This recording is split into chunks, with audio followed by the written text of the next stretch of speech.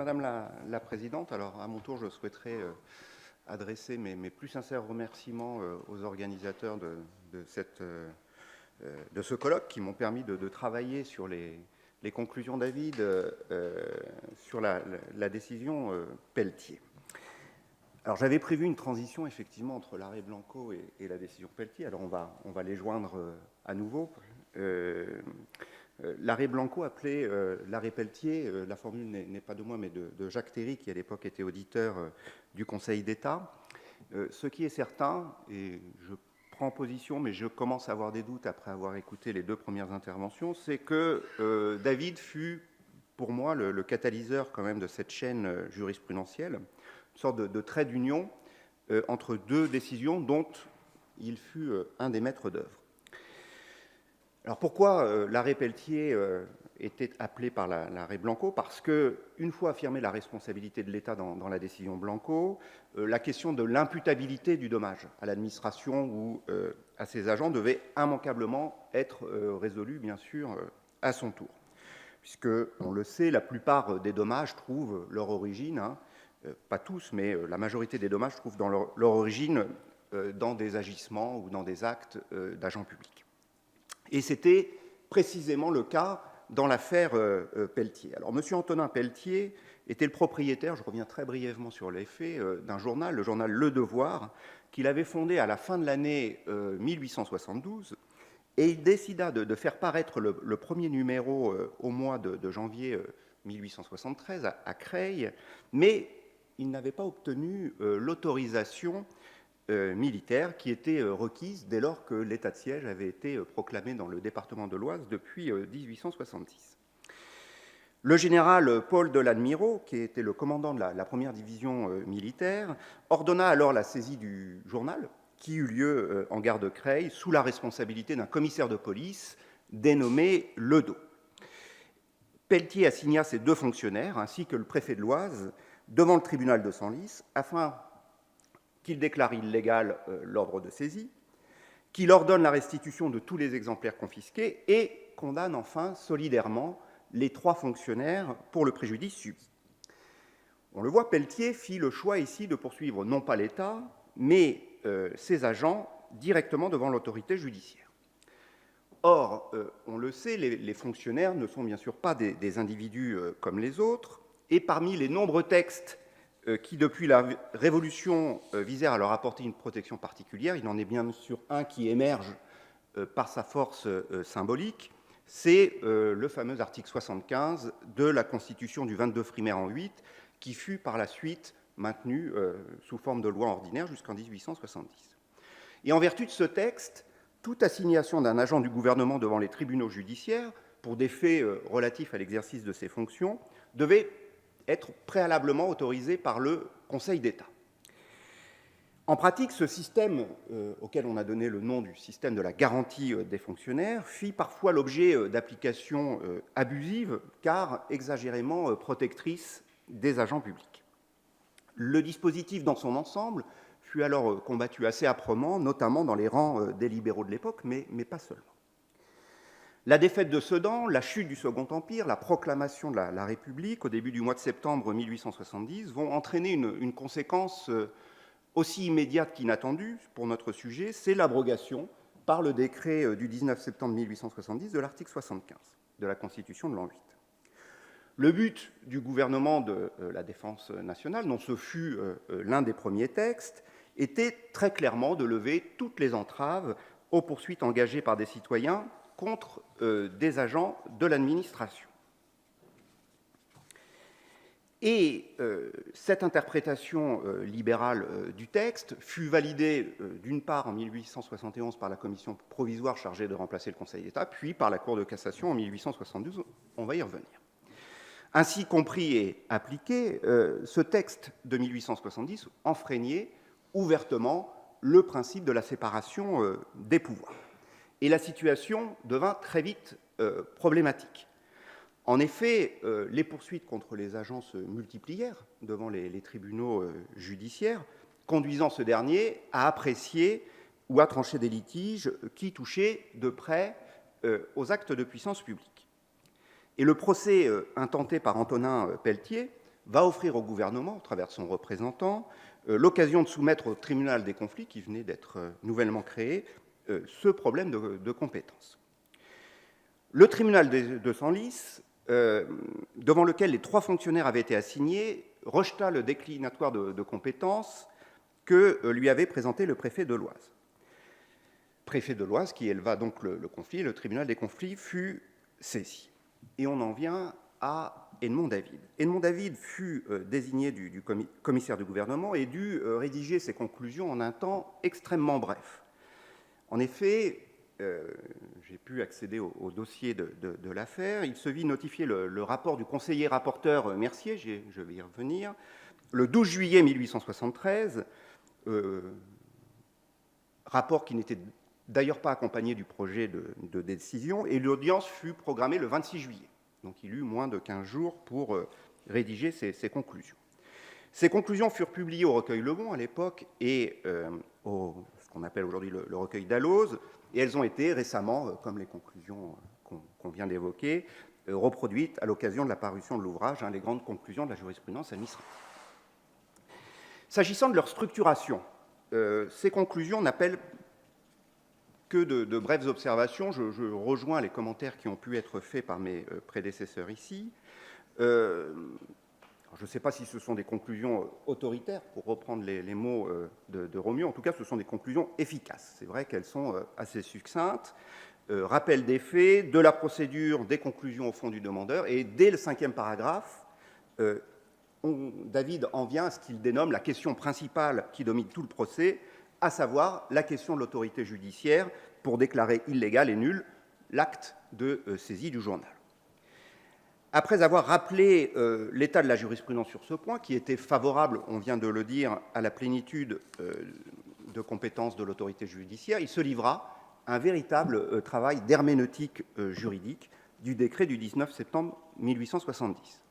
Et au terme de son analyse, il estima finalement que s'il avait bien mis fin au régime de l'autorisation préalable des poursuites, le décret n'avait en revanche ni eu pour objet, ni eu pour effet de mettre et de déroger au principe de séparation des pouvoirs.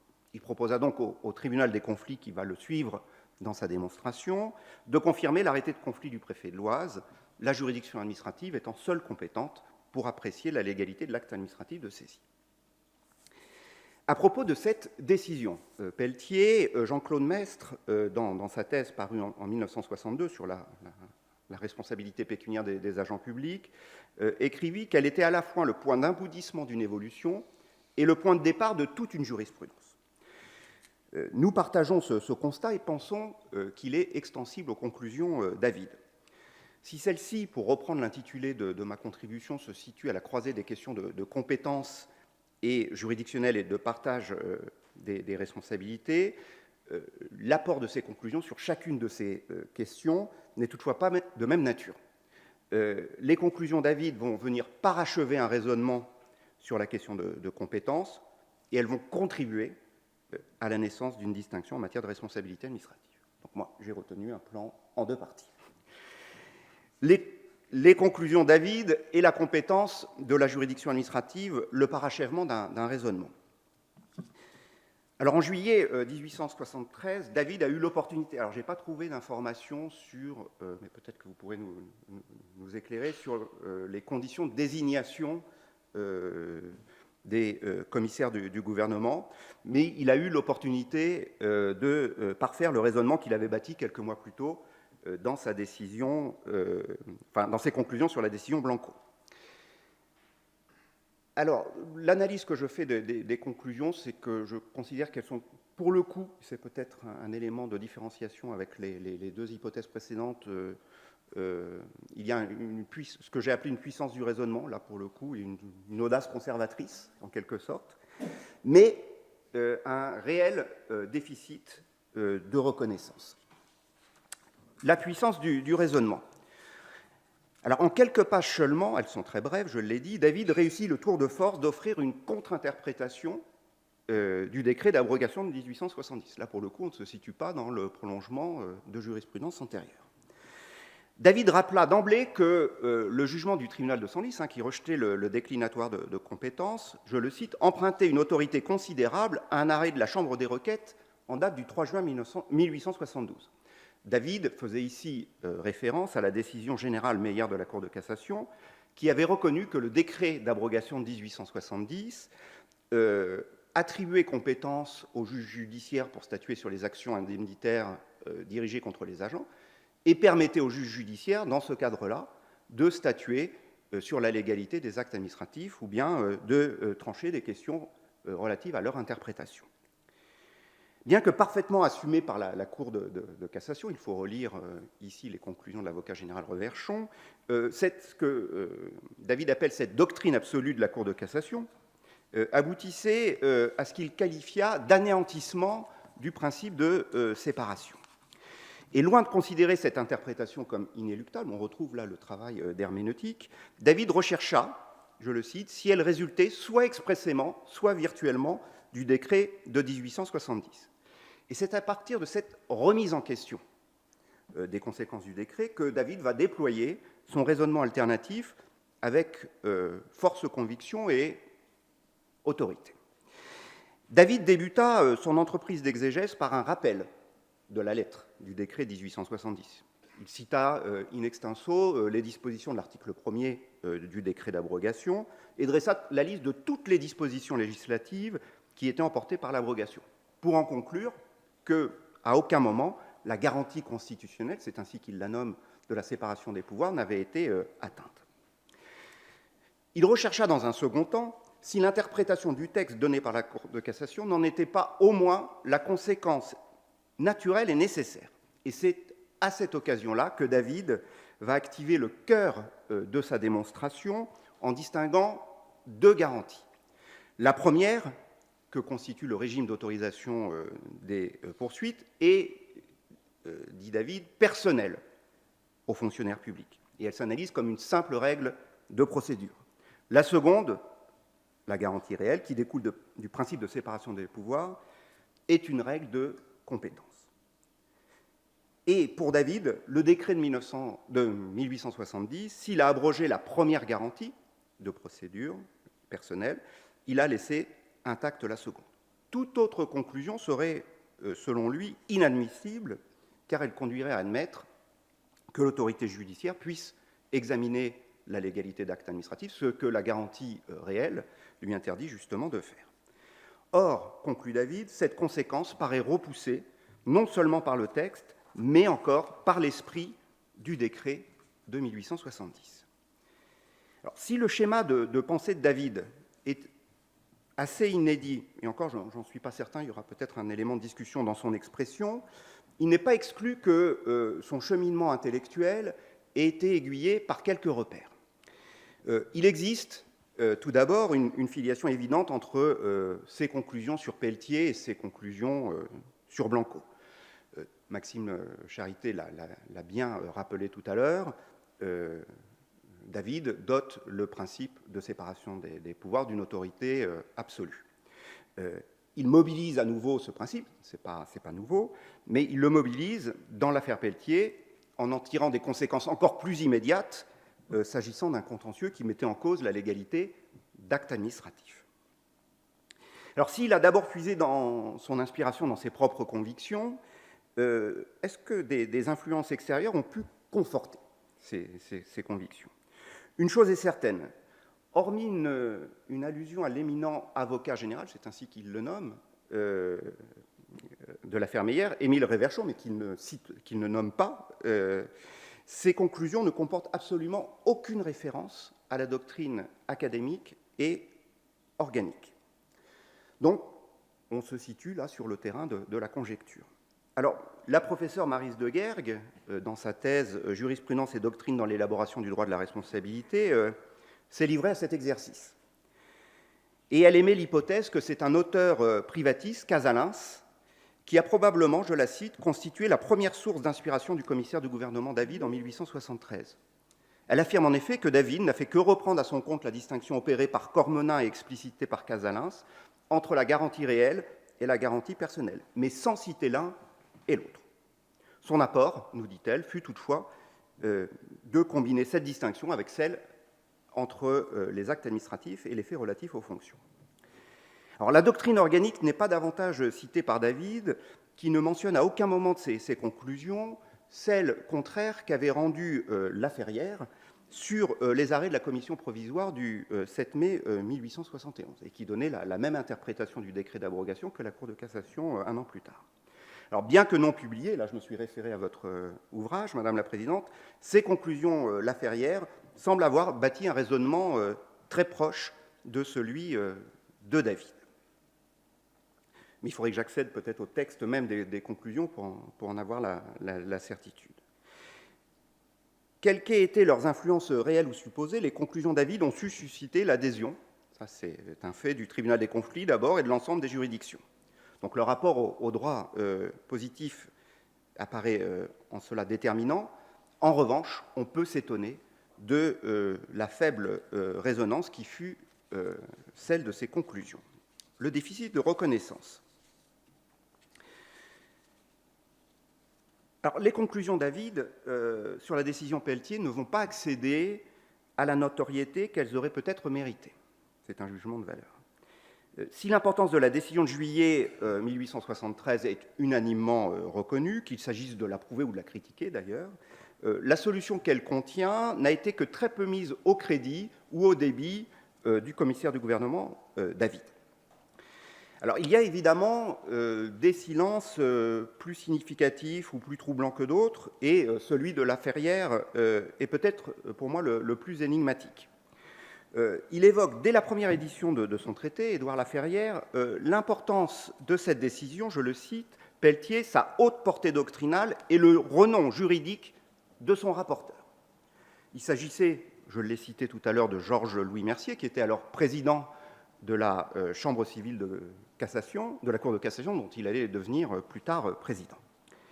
Il est difficile d'expliquer les raisons de l'absence de référence explicite à David, alors même que Laferrière, il faut le souligner, adhérait totalement au raisonnement du commissaire du gouvernement. Laferrière connaissait bien sûr les conclusions de David, et on peut légitimement supposer que l'omission fut bien volontaire.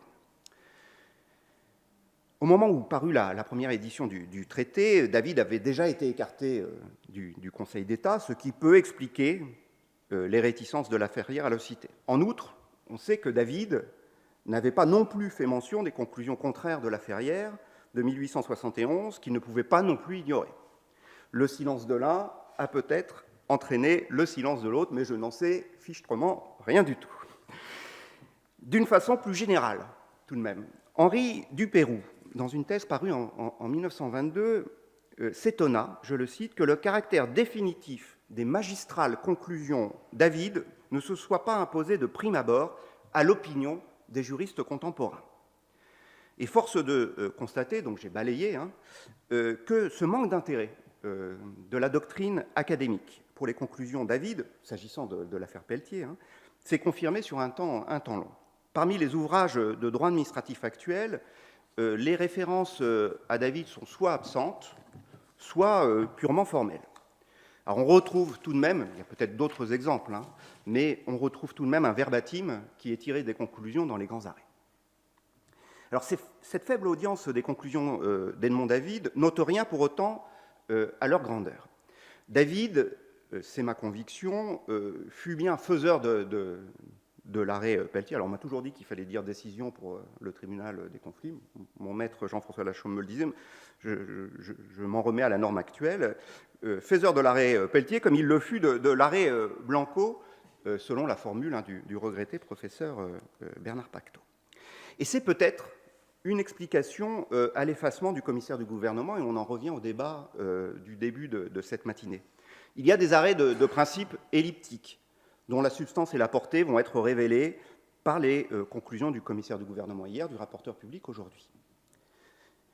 Dans une configuration de ce type, il n'est pas anormal que les conclusions prennent la lumière, si j'ose dire. Il y a d'autres cas, en revanche, où le contenu des conclusions se fond parfaitement dans la rédaction de la décision finale.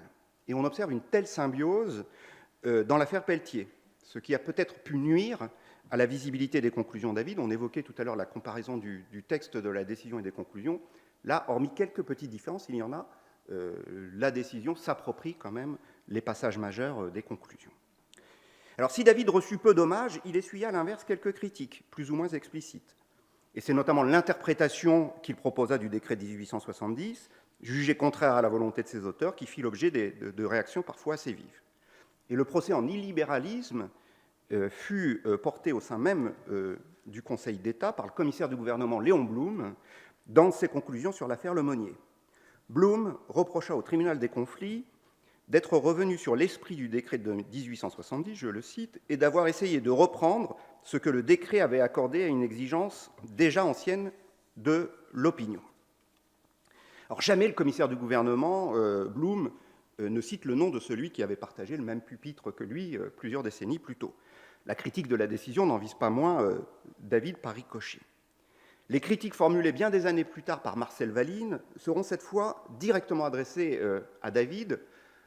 Il écrit que l'erreur de David a été de ne pas concevoir que les auteurs du décret-loi avaient fort bien pu abroger ces lois relatives à la séparation des pouvoirs, non pas complètement, mais en tant que, et dans la mesure où, elles empêcheraient les poursuites contre les fonctionnaires.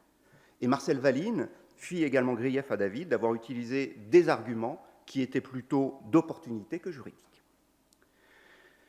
Tous ces débats juridico-politiques, alors parfois passionnés, il faut le souligner, autour de la signification et de la portée du décret de 1870 relèvent d'un passé qui, aujourd'hui, est clairement révolu. La thèse de la prééminence du principe de la séparation des pouvoirs, défendue par David l'a clairement emporté. Et c'est assurément le premier héritage qu'il nous a légué. Le second intéresse plus précisément le droit de la responsabilité administrative. Les conclusions de David et la responsabilité administrative, la naissance d'une distinction. Le destin qu'a connu la décision Pelletier est en apparence assez paradoxal.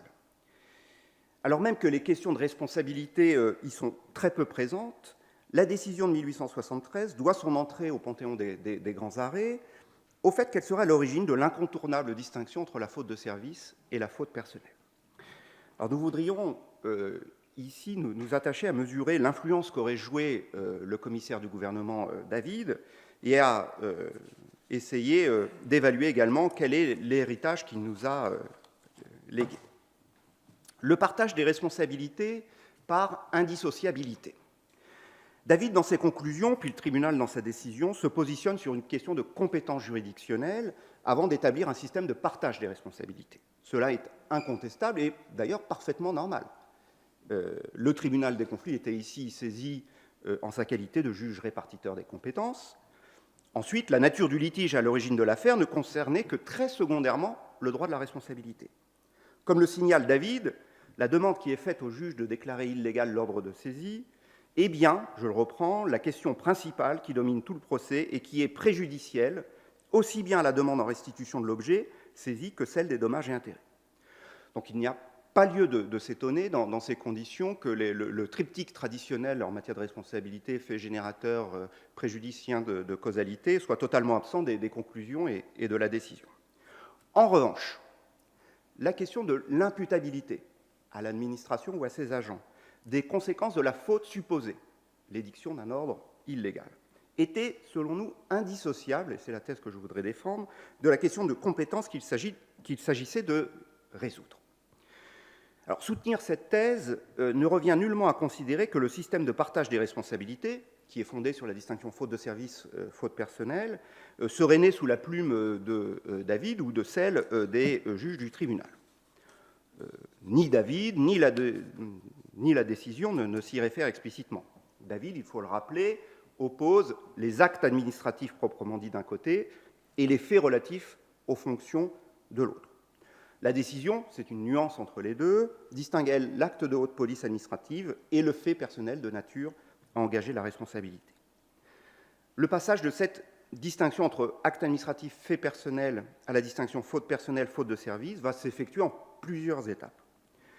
L'acte administratif va progressivement se muer en fait de la fonction, et l'opposition fait de la fonction, fait personnel va émerger, et le passage du fait à la faute, personnelle ou de service, sera l'ultime évolution sémantique, les auteurs la datant entre la fin du XIXe et le début du XXe. Si l'acte de naissance, donc de la distinction entre la faute de service et la faute personnelle, ne remonte pas aux conclusions de David, pas plus qu'à la décision, elles en furent, pour moi, les initiatrices. Dans le contexte juridique de l'affaire Pelletier, le partage des compétences impliquait nécessairement le partage des responsabilités, les deux étant liés par un lien d'indissociabilité selon le système conçu par David. Il y a des fautes personnelles commises par les agents dont la personne publique ne doit pas répondre. C'est alors au juge judiciaire, on le sait, de se prononcer, s'agissant de la responsabilité personnelle de l'agent. Et à l'inverse, si la faute est de service, seule la personne publique peut voir sa responsabilité engagée devant le juge administratif. Les termes de cette équation faute, compétence, responsabilité sont bien indivisibles. Dans l'affaire Pelletier, la question du partage des responsabilités s'est posée parce qu'il existait un problème de partage des compétences. La réponse à la première n'allait pas sans la résolution du second. L'existence de ce lien d'indissociabilité est contestée par ceux qui estiment que le tribunal des conflits se serait contenté en 1873 de fonder un critérium de répartition des compétences. Cette interprétation se base principalement sur le fait que la distinction faute de service, faute personnelle n'apparaît pas, on vient de le dire, ni dans les conclusions, ni dans la décision. Il faudra attendre la Ferrière, puis les travaux doctrinaux de la première moitié du XXe siècle pour que la distinction se matérialise et que ces critères jurisprudentiels tentent d'être difficilement, d'ailleurs, décryptés. Nous considérons au contraire que c'est bien le raisonnement de David qui a permis de jeter les bases d'un partage des responsabilités qui va se concrétiser ensuite, à travers la distinction faute de service, faute personnelle, dans son sillage.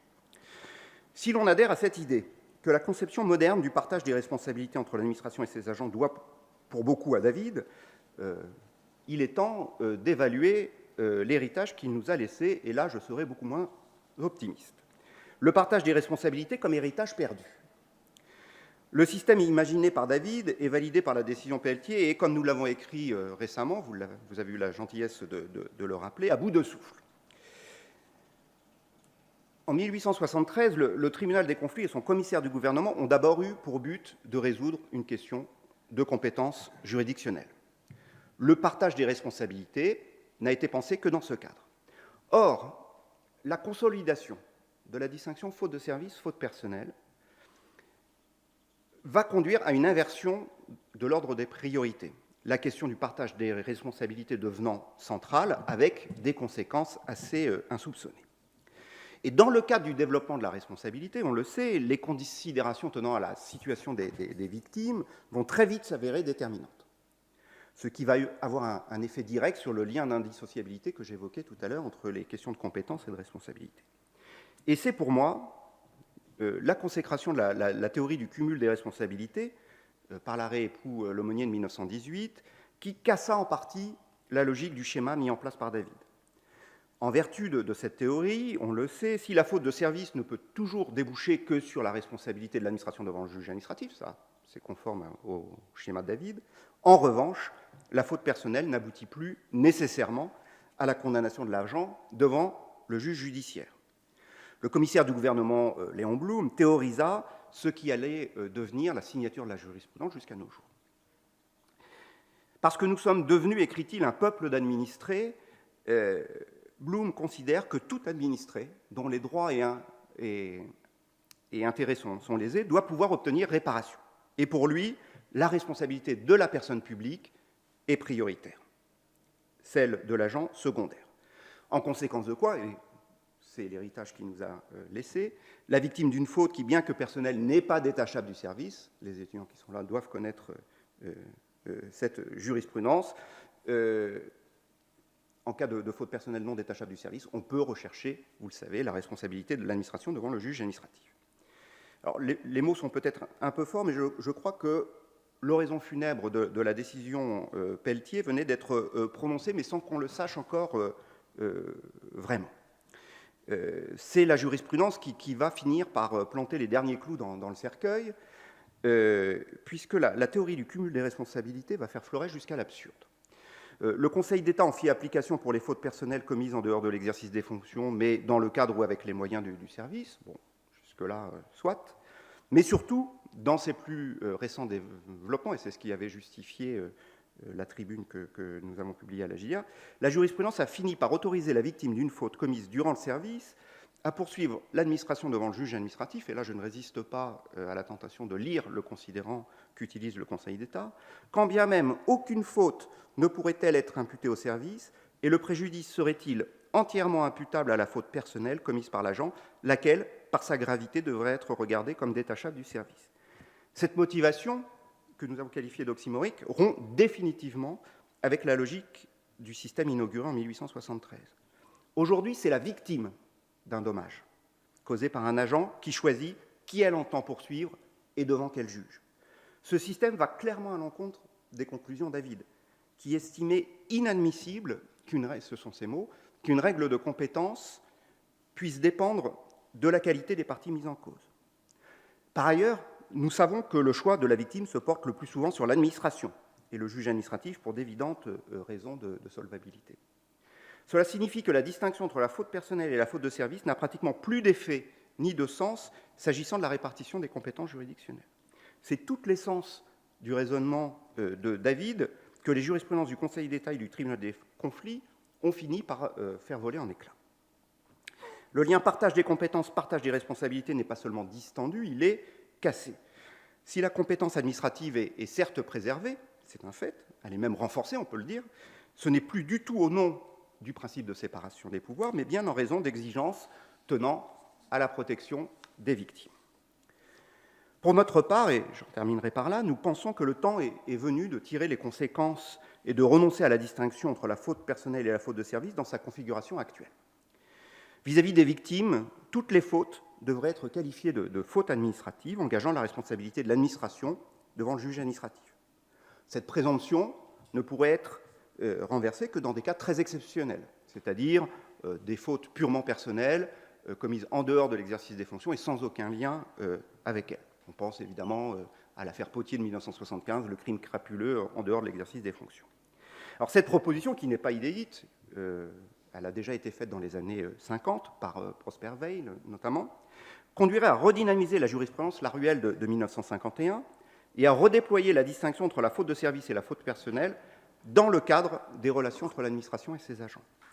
La finalité qui lui serait alors assignée n'aurait plus rien à voir avec celle défendue par David. Il ne s'agirait plus de fixer les limites à la compétence administrative, mais les limites de la protection due par l'administration à ses agents. Et c'est ce dessein que la distinction sert déjà dans le cadre des régimes de protection fonctionnelle et des accidents de service, et qu'il faudrait donc étendre à la responsabilité. Une telle évolution, que nous appelons de nos voeux, marquerait la fin d'une belle histoire, débutée en 1873 avec David, et le début d'une nouvelle. Je vous remercie.